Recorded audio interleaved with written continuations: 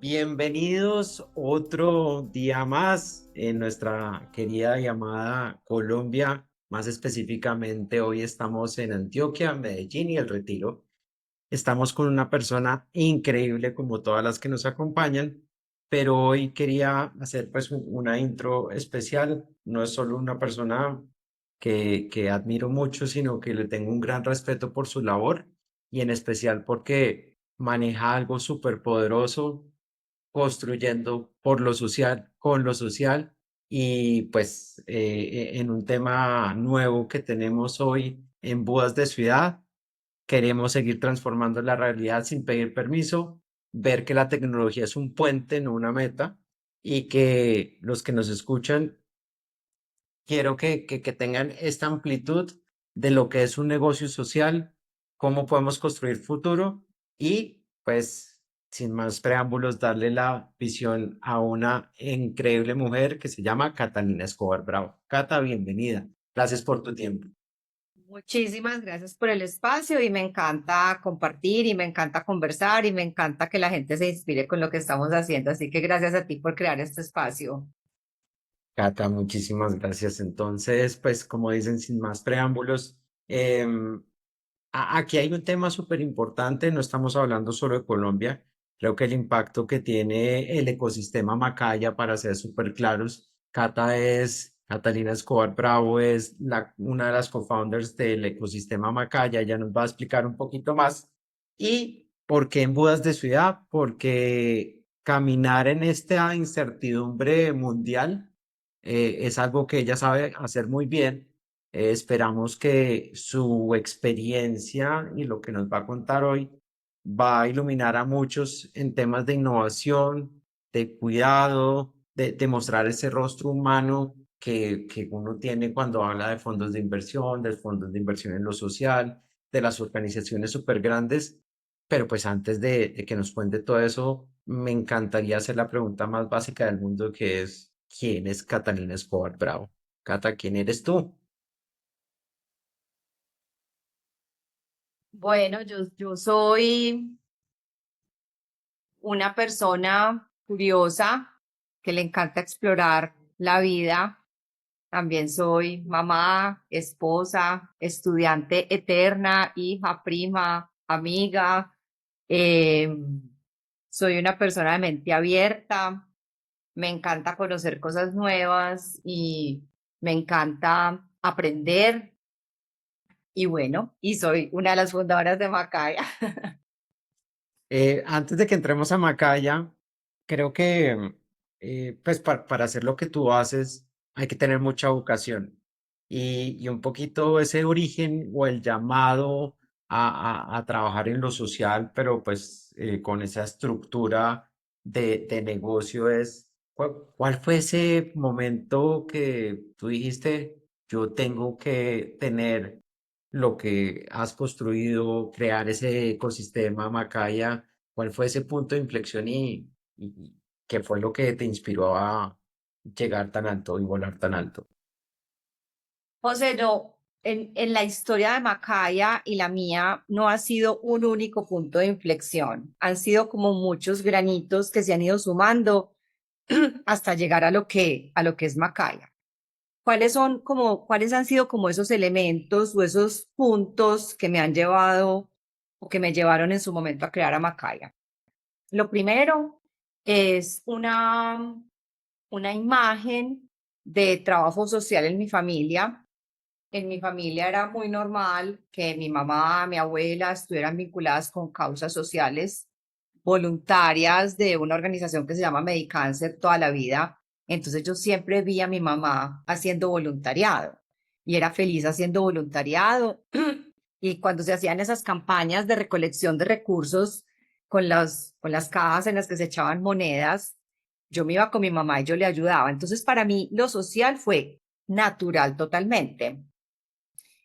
Pero cuando uno ve lo social desde esa imagen y desde el voluntariado, uno no se imagina lo social como una carrera y como una oportunidad profesional. Y hasta ahí yo lo había visto, o sea, había visto qué chévere lo social, qué nota lo social, y siempre lo vi como algo como adicional a la vida de uno o que complementara las tardes o los fines de semana. Pero luego, bueno, yo me voy a estudiar a Estados Unidos después de graduarme de la universidad.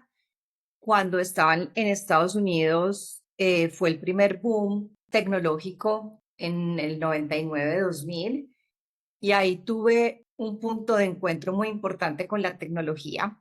Ahí todavía no había llegado lo social. Entonces ahí tuve un punto de encuentro muy importante con la tecnología porque me enamoré profundamente del poder de la tecnología.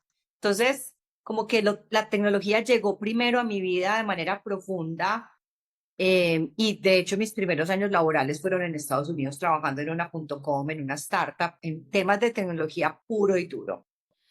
Pero cuando esta burbuja se cae, yo me voy a trabajar al Banco Mundial y ahí encontré que lo social y la tecnología iban de la mano de una manera perfecta y que la tecnología tenía un poder transformador muy grande para lo social y, como el banco lo llama, para la reducción de la pobreza. Entonces yo trabajé muchos años en el Banco Mundial, precisamente en la confluencia de proyectos que combinaban lo social con lo tecnológico, y ese fue un hito súper importante en mi carrera, porque yo ahí me di cuenta que eso que yo había visto como adicional a la vida, que era lo social, realmente podía ser una carrera.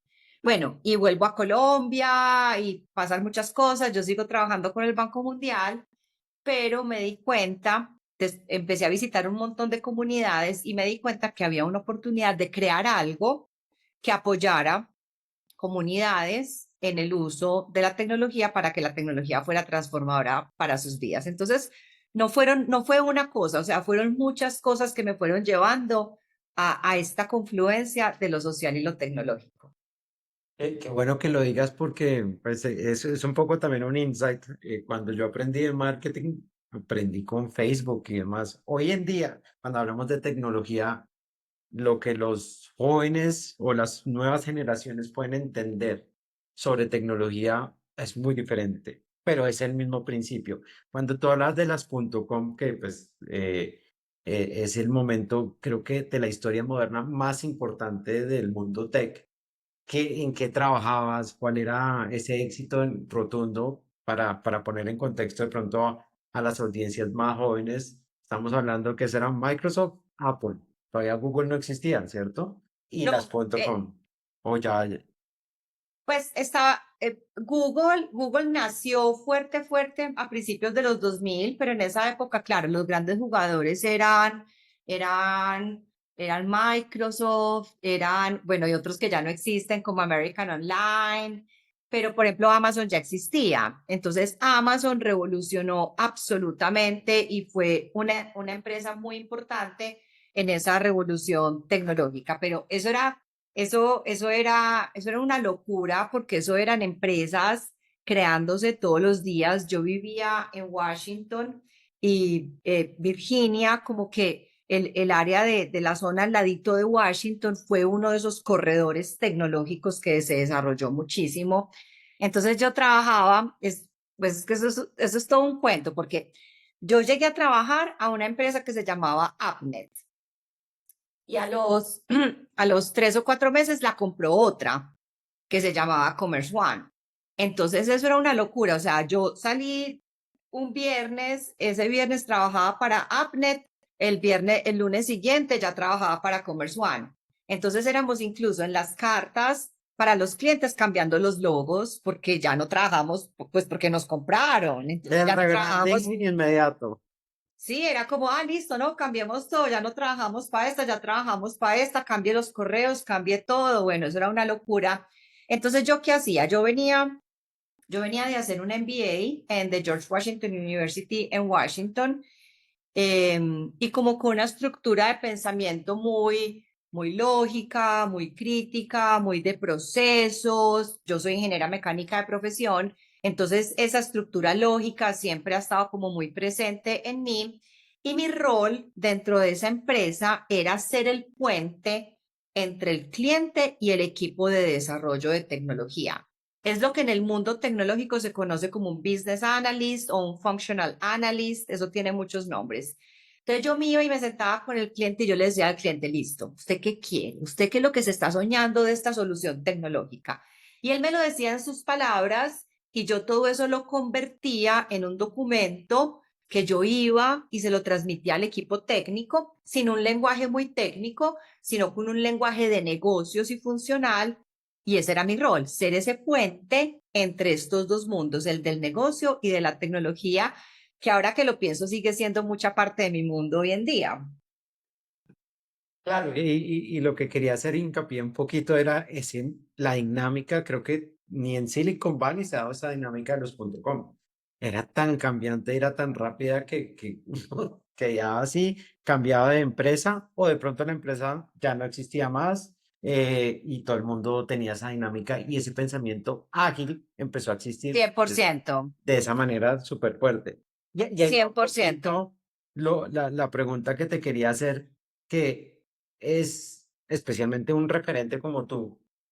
¿Cuál es, cómo evolucionó el éxito teniendo ese mundo tan cambiante? Porque uno se levantaba y el éxito pues era monetario, obviamente, pero era como lograr una posición, pero si la empresa se acababa de cuál era el éxito, vender la empresa, la dinámica comercial, el aprendizaje, ¿cómo cambió o cómo evolucionó ese éxito para ti en esa época? Sabes que yo estaba empezando mi carrera profesional y para mí el éxito era aprender, era conocer, era liderar equipos, yo creo que era un hambre de aprendizaje impresionante y por eso fue que a mí, o sea, me ofrecían, ¿quieres ser business analyst? Y yo no tenía ni idea qué era eso y yo sí, hágale, o sea, como que no me daba miedo y fue igual cuando me fui a trabajar al Banco Mundial. Yo le dije a la persona que me estaba entrevistando, yo le dije, yo no tengo ni idea del mundo del impacto social y del desarrollo, pero hagámosle, o sea, eran unas ganas de aprender y como dicen literalmente de comerme el mundo y sin miedo, o sea, yo creo que eso me caracterizó mucho en esa época en que no me daba miedo lanzarme y atreverme, pero para mí el éxito era eso, era aprender impresionante y en un entorno tan multicultural,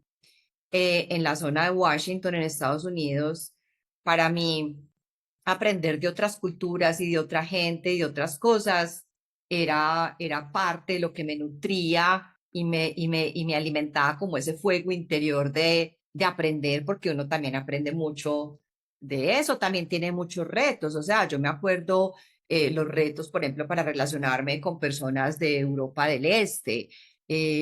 Pero al principio uno es como muy impactado y uno ya después aprende a navegar todo este mundo intercultural, pues que es espectacular.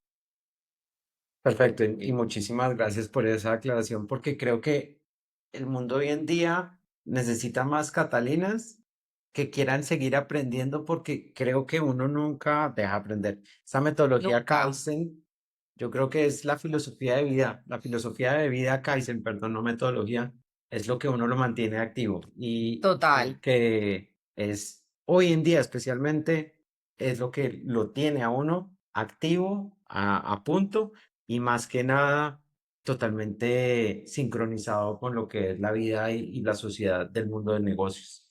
Cata, es difícil uno cuando habla de lo social, hay gente que habla todavía mucho desde el tema romántico. De acuerdo. Pues para ti es muy fácil, pero cómo las personas de a pie entienden que lo social es mucho más que una idea bonita, sino algo muy financiero, muy sostenible, muy cambiante y muy tech, ¿sí o no? ¿Qué nos puedes decir un poquito de eso? Yo creo que la forma más importante y tal vez más fácil de entender lo social es que el sector social es un pilar de la sociedad. Lo que pasa es que es un pilar de la sociedad que no siempre está visible y que es un poquito difícil de entender. ¿A qué me refiero cuando digo que es un pilar de la sociedad?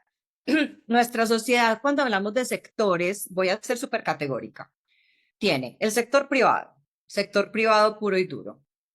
Tiene el sector público puro y duro, alcaldías, gobernaciones, ministerios, gobiernos, etcétera. Tiene el sector académico, si lo queremos llamar como un sector, y tiene el sector social. El sector social son todas las organizaciones con propósito social, corporaciones, asociaciones, fundaciones, cooperativas, etcétera, que están velando por un interés social y que en muchos casos apoyan a todos los otros sectores a lograr un beneficio colectivo, que es un beneficio ciudadano y de interés público y que es el impacto social. Entonces yo creo que esa es la mejor forma de entender lo que es un pilar de la sociedad y es un sector que debería ser tan importante como cualquiera de los otros. Entonces, dentro de ese sector pasan muchas cosas. Pasan temas de educación, de cultura, de salud y de tecnología. Entonces, dentro de ese sector también hay organizaciones y personas pensando cómo la tecnología le ayuda a las personas. Así como hay personas pensando los temas de salud, de educación, de recreación, de deportes, de cultura, etcétera, pero siempre en este sector estamos pensando cómo le cambiamos la vida a las personas. Entonces yo creo que esa es como la forma más elemental de entenderlo, pero dentro de ese sector hay de todo también. Hay organizaciones grandes, hay organizaciones chiquitas, hay organizaciones con retos de sostenibilidad, hay otras que no tienen retos de sostenibilidad. Entonces ya cuando uno lo mira como un sector, y si uno viene, por ejemplo, del sector privado, la analogía es perfecta. En el sector privado hay de todo. Hay empresas grandes, hay empresas chiquitas, hay empresas exitosas, hay empresas con retos de sostenibilidad. Dentro de este mundo es exactamente igual, solo que hay que ponerse como otros lentes para poderlo ver. Y que finalmente por eso los ecosistemas son tan interesantes, porque todos se interconectan entre sí, entrelazan y tienen todo ese tema de, pues, de alineación. Y el pilar social, creo que hoy en día, y especialmente en el mundo que vivimos, es el que más estamos conectando y debemos tenerlo casi como el principal para que la gente, desde la parte obviamente humana, entienda y segundo, desde la parte de go-to-market strategy, siempre uno, si no alinea con lo social, no tiene profundidad. Es una opinión personal, creo. No, de acuerdo. Y sabes que eso cada vez es más evidente y más relevante. Los otros sectores cada vez son más conscientes que el pilar comunitario, que el pilar social es súper importante incluso para la sostenibilidad de las empresas y para lo que tú decías, para incluso para la penetración de mercados. Es que aquí esto es todo un sector y todo un mundo que si tú te pones a pensar, el sector social es quien está en contacto directo con la gran mayoría de las personas del mundo. De acuerdo. Cata, no te quiero preguntar un día en la vida de, pero pues ser co-founder, uno suena, es súper romántico, ¿no? Cuando uno es co-founder, todas las luchas que tiene que vivir, ser mamá, ser empresaria, ser de todo, ¿cómo alineas ese propósito que tienes de tener un gran ecosistema que son varias empresas, tu vida y ese bienestar? Obviamente es posible, pero ¿cómo lo logras? Que creo que muchas de las personas que empezamos una empresa y decimos que somos co-founders, no nos imaginamos lo que se viene después para ser exitoso.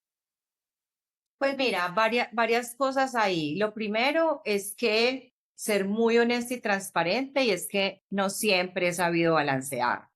Ha habido momentos en mi vida donde no he sido capaz y eso, como dicen por ahí, eso le cobra a uno la factura. O porque la salud saca la mano y dice, hey, no me estás atendiendo tanto, o porque la familia también levanta la mano y dice, hey, no me estás atendiendo tanto. Entonces yo creo que tampoco podemos romantizar el balance, porque yo creo que es muy difícil y estamos todo el día buscando ese balance. Creo que la madurez laboral y la madurez en la vida le va enseñando a uno cada vez más cómo manejar ese balance. Pero también quiero ser honesta para las personas que nos están escuchando, que no siempre ha sido así. Eh, y es difícil lograr ese balance, ¿cierto? Porque a veces se le va a uno más para un lado, a veces se le va a uno más para el otro, pero también he aprendido, yo creo, José, que a priorizar, y en la medida que uno aprende a priorizar y a separar espacios y a poner límites, que suena muy fácil decirlo, pero es muy difícil hacerlo, es cuando uno empieza, pues, como a encontrar ese balance, porque sí, no es fácil la responsabilidad de crear algo. Que eso es lo otro que está súper romantizado, cuando uno dice, no, yo voy a crear una empresa, entonces, ay, no, ya vas a manejar tu tiempo, ya vas a ser tu propio jefe. Y yo, no, no, no, no, no, o sea, todo lo contrario. Uno, ya no pasas de tener un jefe a tener 1000 jefes, porque todos tus clientes se convierten en tus jefes. Y cuando uno tiene su propia empresa, eso ya no hay viernes, sábado, domingo que valga. Si a uno le toca hacer algo, tocó, ¿cierto? Porque es que yo no estoy, porque es que cuando uno ya tiene su propio negocio, no está trabajando por cumplir unas metas y por cumplir unos propósitos, digamos, que te trazaron. Es porque es un plan de vida y esto es una cosa que uno se trazó y es un fuego interior que te lleva a que a veces le toca a uno trabajar fines de semana, pero está por un propósito superior más allá de una meta puntual que le trazó un jefe. Entonces, creo que eso también está romantizado porque, o cuando le dicen, ay, no, entonces ya vas a montar tu negocio, ya vas a tener más tiempo. No, no, no, no, no, o sea, Al revés. todo lo contrario, exacto. Exactamente. Es más, uno sufre con los puentes, porque es un día menos de productividad. Pues personalmente, no sé. No, claro, o por ejemplo, a mí me ha pasado, pues ya no casi, pero que, no sé, alguien me veía trabajando un fin de semana, ay, trabajando un fin de semana, y yo por dentro pensaba, no, es que esto es otro estilo de vida, o sea, tener su propio negocio es otra cosa totalmente distinta. Como dices tú, es otro estilo de vida donde uno no trabaja, pero está haciendo cosas. El propósito superior lo llamamos. Hay un propósito superior, exacto, que Sí, para el que no existe el horario, ¿sí? exactamente. Eso sí, eso es como respirar. Y qué bueno que lo digas porque aquí va un poco lo que cuando hablo de admiración y de lo que hemos trabajado, porque he tenido el privilegio de trabajar con el ecosistema Macaya. Ah, ustedes tocan algo muy fuerte que es como esa alfabetización digital, todo ese tema del entendimiento. ¿Y por qué lo digo? Porque hoy hablamos de una nueva barrera social que es las personas que saben tecnología y los que no saben. Y esa brecha cada vez se está volviendo mucho más extensa. ¿Cómo están logrando ustedes, y ahí sí cuéntanos un poquito cómo funciona el ecosistema Macaya para cerrar esas brechas de inclusión o de exclusión que la tecnología nos está abordando orgánicamente o no orgánicamente, pero que está sucediendo? Yo creo que hoy el analfabetismo digital es una nueva forma de pobreza. No sé si estoy usando bien la terminología, corrígeme si estoy mal. Mira, ¿sabes qué es lo retador? Que esto siempre ha sido así. Y a veces yo siento que la meta cada vez se nos aleja más, o sea, como si esto fuera una maratón. La meta cada vez está más lejos, o sea, me están corriendo la meta. Cuando nosotros empezamos a Macaya en el 2006, el reto era la conectividad y el reto era enseñar esas habilidades digitales, ¿cierto? Y llevar tecnología y conocimiento y formación a comunidades que no tenían acceso. Y te estoy diciendo comunidades incluso acá dentro de Medellín. Las primeras exploraciones en este tema de apropiación de tecnología de Macaya fueron dentro de Medellín, en comunidades dentro de Medellín que no tenían conectividad. Pero José, esta carrera está muy difícil porque la tecnología está avanzando más rápido de lo que las personas son capaces de apropiarla. Y eso lo que está haciendo, como tú lo dices, es generando unas brechas y unas exclusiones que cada vez son más notorias. Cuando nosotros arrancamos hace casi 20 años, claro, se veían, pero era acceso a computadores, acceso a internet, pues ni siquiera existían los smartphones, o sea, era muy básico. Era relativamente básica la brecha que Era estamos controlable. cerrando. Era Esa es una mejor palabra.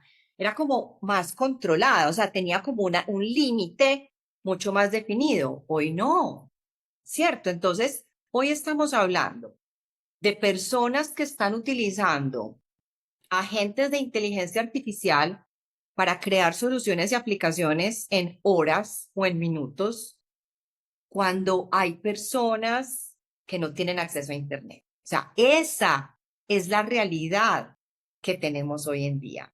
Entonces, ¿cuál es el trabajo de Macaya?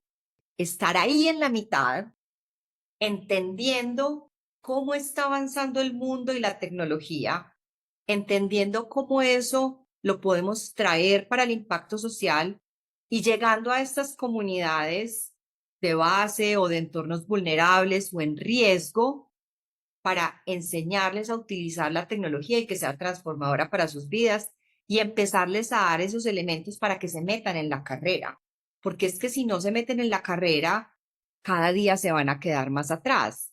Pero a mí a veces me reta mucho ver que está muy lejos la meta y cada vez más lejos porque cada vez las brechas son más grandes, lo cual no tiene sentido. La tecnología debería estar aquí para reducir barreras, no para aumentarlas. Y en muchos entornos eso es lo que está pasando.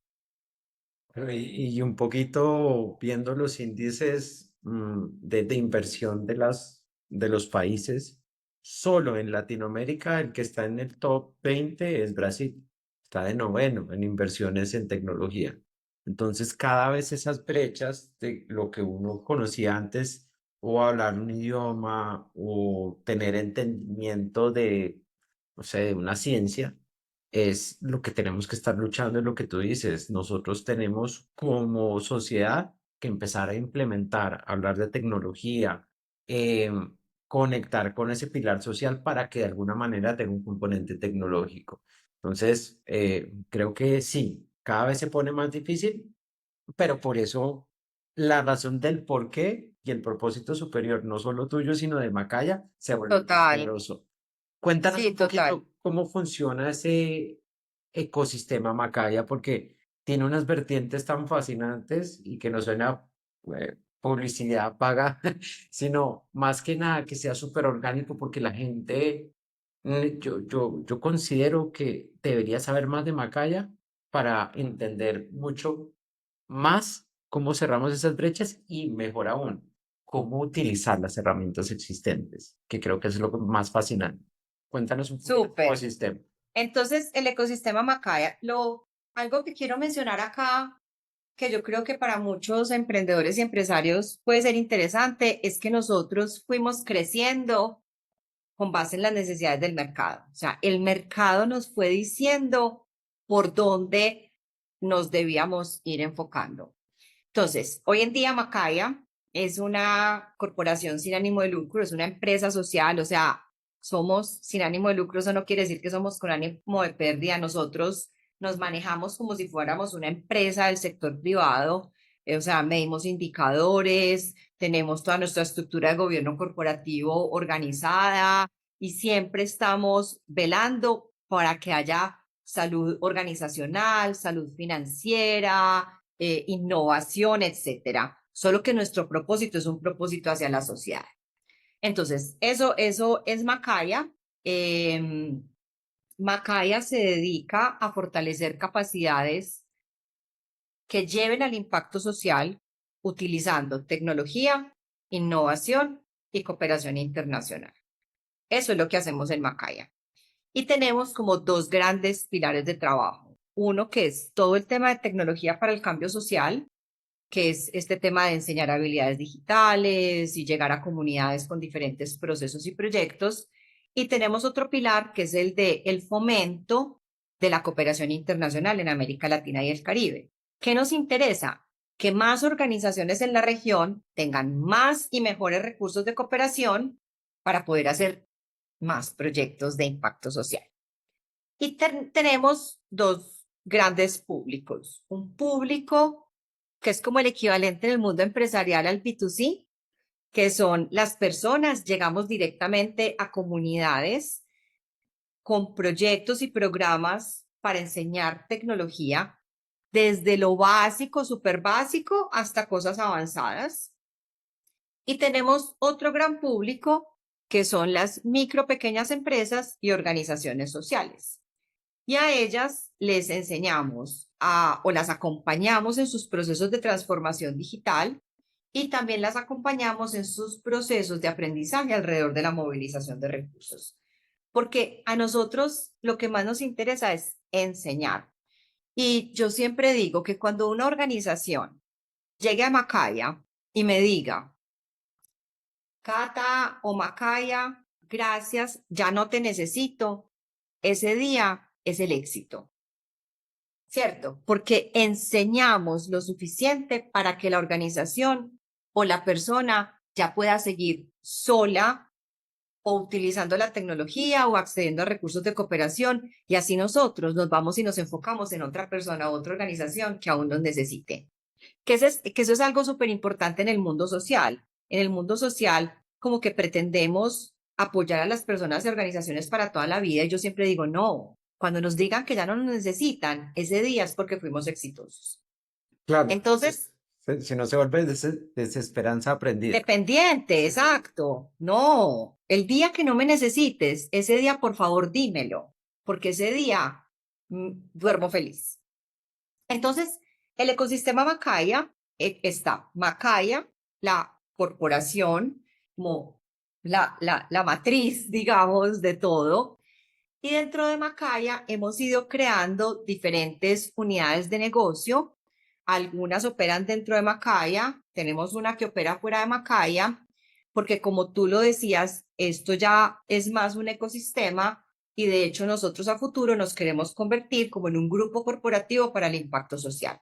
Entonces, ¿cuáles son como los elementos de ese ecosistema? Tenemos a Nodoka, que es una plataforma a través de la cual damos a conocer convocatorias y oportunidades de cooperación internacional, pero más importante, enseñamos cómo hacer cooperación internacional, cómo acceder a recursos, cómo formular un proyecto, cómo conectarse con un cooperante, qué elementos claves tener, digamos, o que en este entorno cambiante de la cooperación internacional.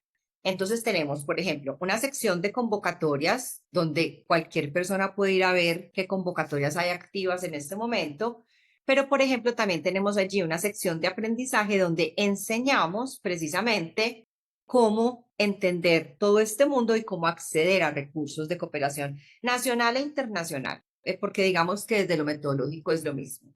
Entonces, tenemos ese programa que se llama Nodoka y ahí hacemos cursos, capacitaciones permanentes. Y tenemos otra iniciativa, que esto es chévere conocerlo porque que se llama BITEC, es una aceleradora de talento tecnológico donde le enseñamos a personas tecnología de análisis de datos, ciberseguridad, etcétera, y las acompañamos en el mejoramiento de su carrera, ya sea porque crezcan en su empresa desde lo tecnológico, desde las oportunidades laborales, perdón, o porque consigan un empleo en tecnología. Entonces, esta iniciativa nació como un piloto dentro de Macaya.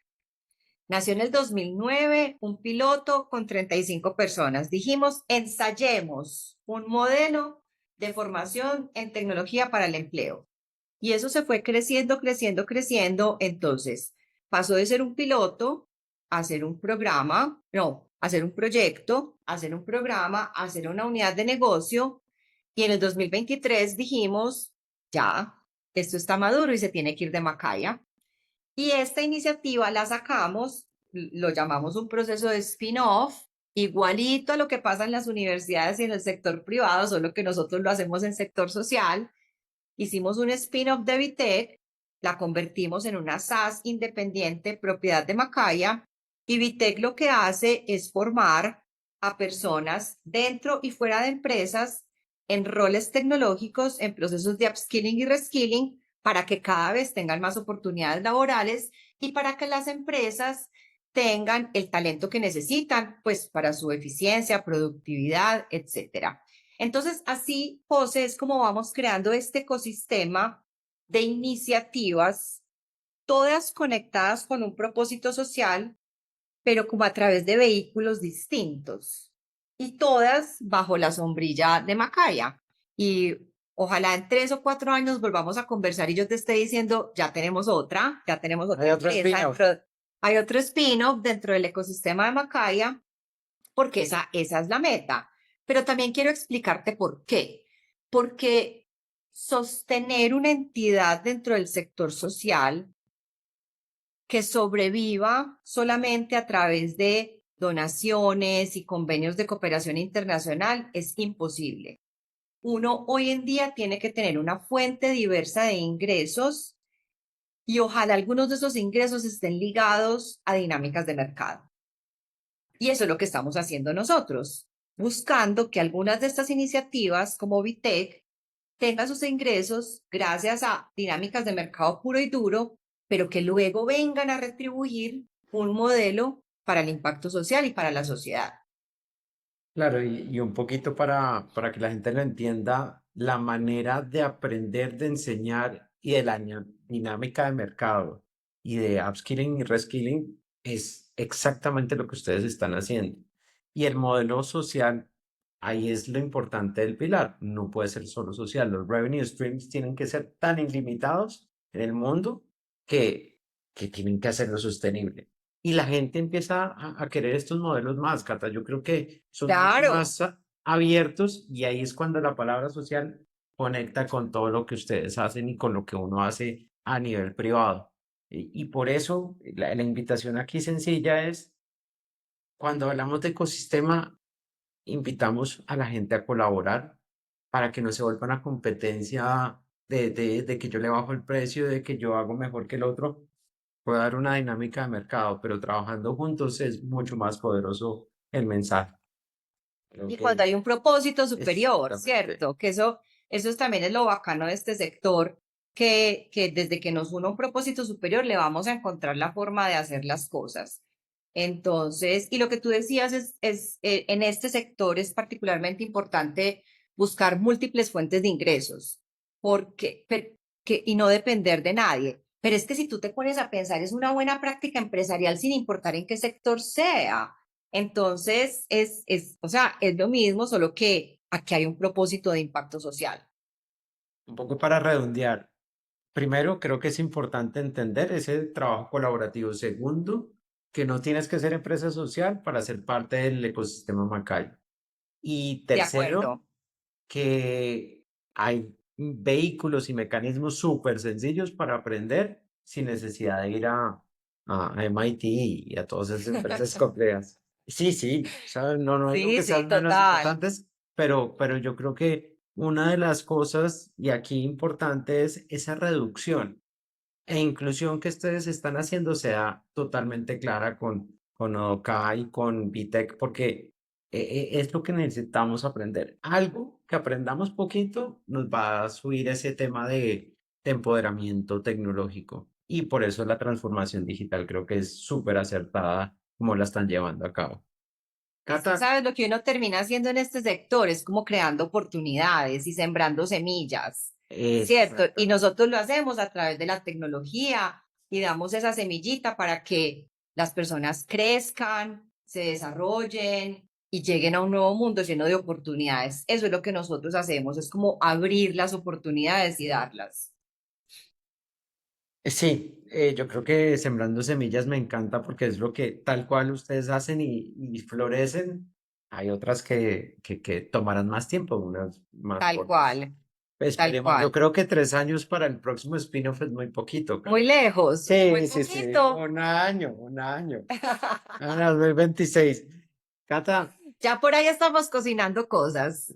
sí, bueno, creo que hay que hacer la gestión, hay que seguir mucho a Macaya, a sus redes sociales, a Viteca, a Nodoka, para que no se pierdan ese próximo spin-off.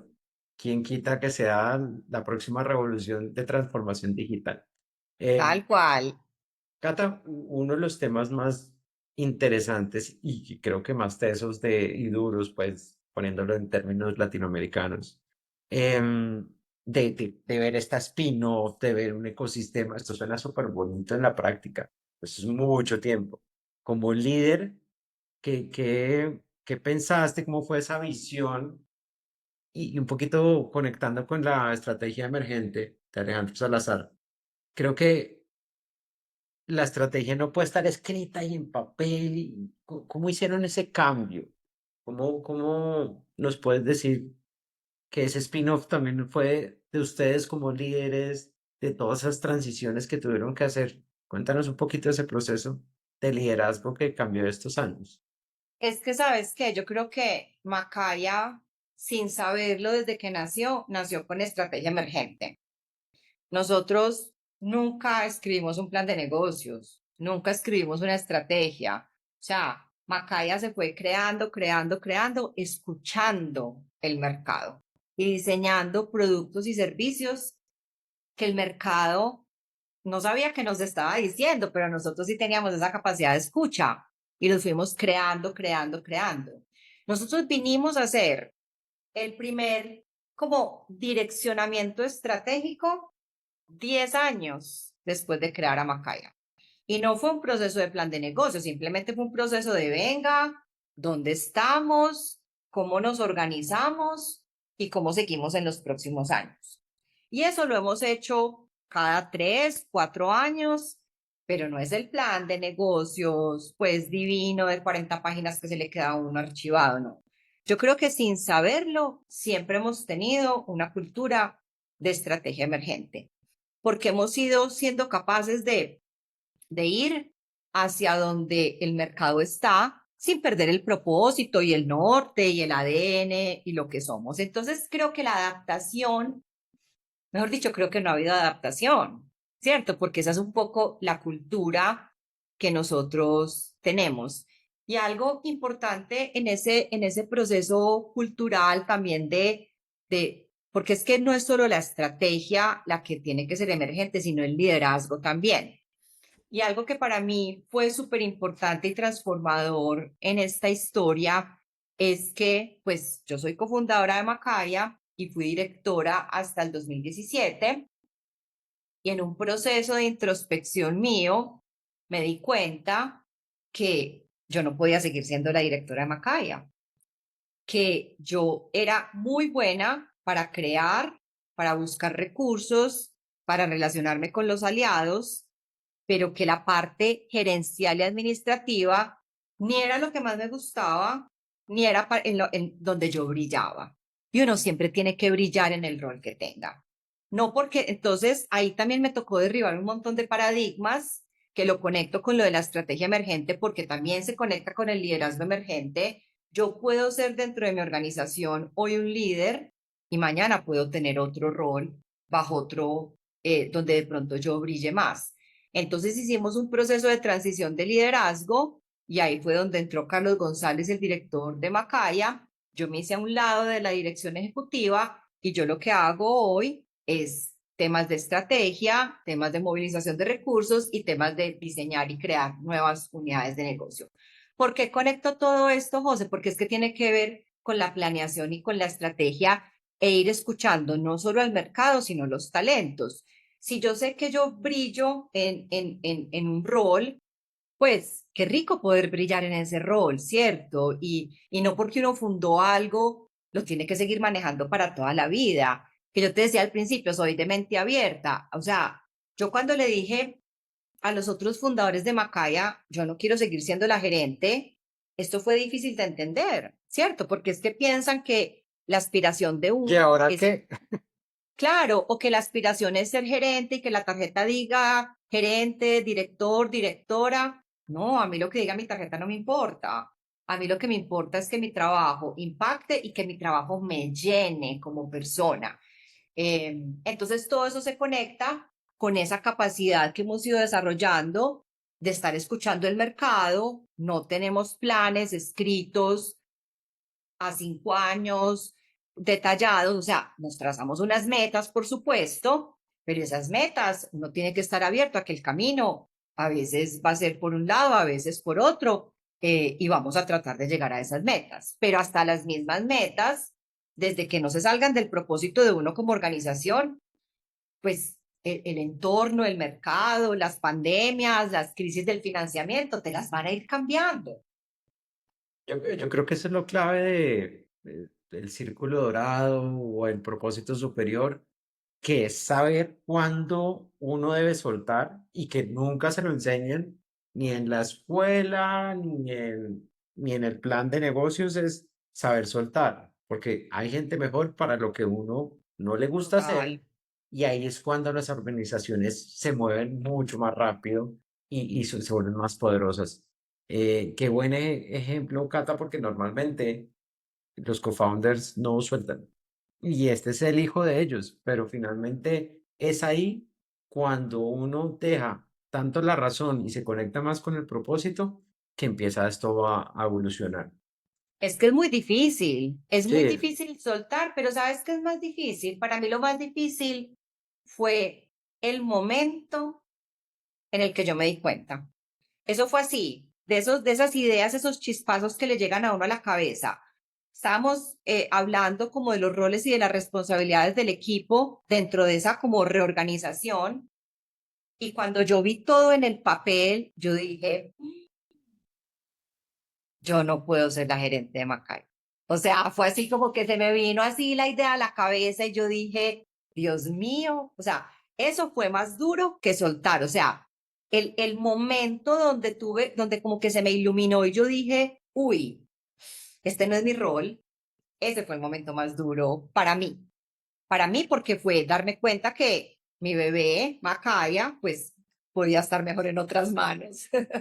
claro, pero mira el nivel de madurez que uno debe tener para poder soltar esa batalla, porque normalmente uno dice, ¿qué tengo que hacer para yo ser la gerente? ¿O qué tengo que para abarcar, pero no Buen para soltar? punto. Creo Sí. que es de admirar porque es muy difícil. Y ahí es cuando empiezan a ver esas competencias súper fuertes y de pronto no tan enriquecedoras, sino, venga, hagámosle. Y empieza a haber foco, foco, foco. Cata, aquí podemos durar 1000 horas porque hay mucho conocimiento, hay mucha experiencia real, que es lo que me encanta de hablar contigo. No sin antes me encantaría preguntarte cómo es ese ecosistema de innovación en América Latina. Pues yo creo que vamos bien, un poco desordenados, pero vamos bien. ¿Cómo te lo imaginas desde la parte de innovación social? ¿Cómo podemos aportar? Y cuéntanos un poquito tu perspectiva de este ecosistema de innovación social o tech en Latam. Mira, yo pues llevo en esto muchos años y yo he visto una evolución súper positiva desde muchas aristas. Desde el interés en lo social y de personas queriendo trabajar temas sociales y desarrollarse personal y profesionalmente en temas sociales. Entonces ahí he visto como una evolución de mindset muy importante. Obviamente el acceso a tecnología que tenemos hoy en día nos da muchas oportunidades. Se han creado nuevas iniciativas, nuevos proyectos, que creo que es muy valioso. Yo creo que lo que nos falta, ¿sabes qué es en este tema de impacto social? Un mindset más de escala. ¿Por qué? Porque a veces muchas intervenciones sociales se quedan muy puntuales, muy casuísticas, muy chiquitas, y hay algunas que tienen que ser así. O sea, hay algunas que trabajan en un entorno tan de base y tan comunitario que nunca van a llegar a escala, y eso está bien, sobre todo cuando son organizaciones que trabajan por un territorio en particular. Pero cuando uno trabaja por un tema, o la educación, o la cultura, la salud, otros, yo creo que nos falta un mindset más de escala y un mindset más de que nuestro límite no es Colombia, nuestro límite es el mundo. Y cómo logramos que en las innovaciones sociales que salgan de acá lleguen a escala global. ¿Por qué no? ¿Cierto? ¿Por qué no? Es que hoy en día tenemos todo para hacerlo. Entonces yo creo que pensar siempre en cómo escalar es algo a lo que todavía tenemos que llegar creo que es cultural, pero ese sería como el empujón que yo le quisiera dar al ecosistema de impacto social, pensar más en escala, en grande, y lo otro es como en cómo hacer cambios sistémicos. Muchas veces las iniciativas se quedan es solucionando la consecuencia de un problema social, pero muy poquitas van realmente a la raíz y cambiar todo un modelo de pensamiento sistémico y de ir a la raíz de los problemas, y eso es lo que realmente nos va a llevar a transformaciones sociales. Claro, creo que ahí lo dijiste perfecto, porque vamos a micronichos, que es lo que nos sucede mucho. La solución está bien, pero el pensamiento sistémico creo que es la clave del Sí, escalamiento. sí, total. Cata, si tuviéramos que buscarte, ¿dónde te buscamos? ¿Dónde encontramos todo este enorme y fascinante mundo Macaya? Bueno, Macaya, estamos en todas las redes como Macaya ORG, en LinkedIn, en Instagram, en Twitter, en todas partes, en Facebook, en todas las redes estamos como Macaya ORG, también en nuestro sitio web macaya.org, y no sé si lo podemos dejar, José, como enlace, está Nodoka, que es nodoka.co, y está Bitec, que es betek.la, y a mí me pueden encontrar en LinkedIn, Catalina Escobar Bravo, y escribo constantemente sobre estos temas, artículos corticos, artículos largos, pero siempre estoy compartiendo lo que sé, lo que pienso sobre todos estos temas de tecnología, cooperación e innovación.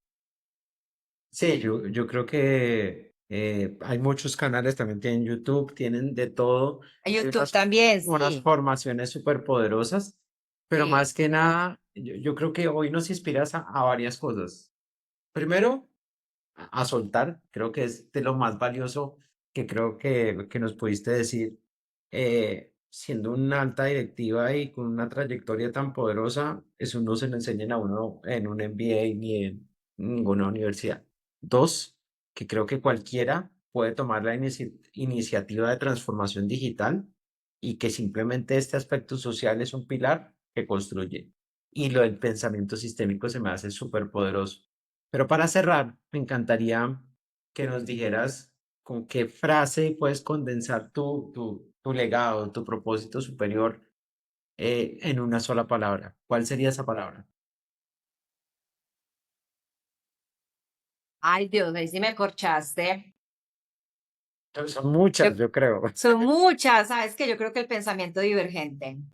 Me encanta. Yo creo que eso ha marcado mucho mi carrera personal y profesional, siempre pensar distinto. En la medida que pensemos distinto, vamos a encontrar innovaciones, soluciones alternativas y tener conversaciones de valor. Perfecto.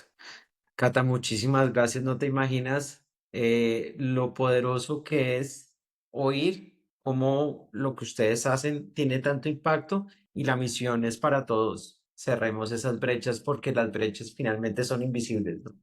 Las, Total.